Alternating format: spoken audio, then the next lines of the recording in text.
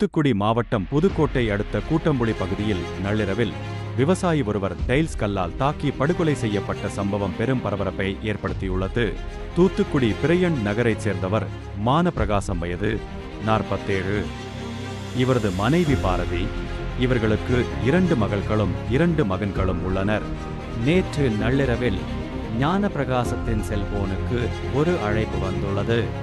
அப்போது அந்த நபரிடம் சத்தம் போட்டு பேசியவாறே வீட்டை விட்டு வெளியே சென்றுள்ளார். அதன் பிறகு அவர் மீண்டும் வீட்டிற்கு திரும்பி வரவில்லை. இந்நிலையில் இன்று காலை வீட்டின் அருகில் உள்ள காலி இடத்தில் ஞானப்பிரகாசம் தலையில் டைல்ஸ் கல்லால் தாக்கப்பட்டு இரத்த வெள்ளத்தில் பிணமாக கிடந்தார்.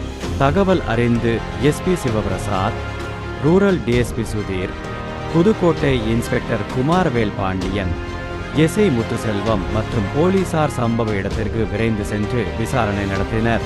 உடலை கைப்பற்றி பிரேத பரிசோதனைக்காக தூத்துக்குடி அரசு மருத்துவமனைக்கு அனுப்பி வைத்தனர்.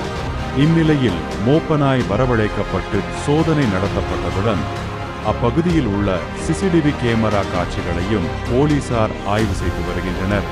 ஞானப்பிரகாசத்தின் செல்போனில் பேசிய நபர் யார்?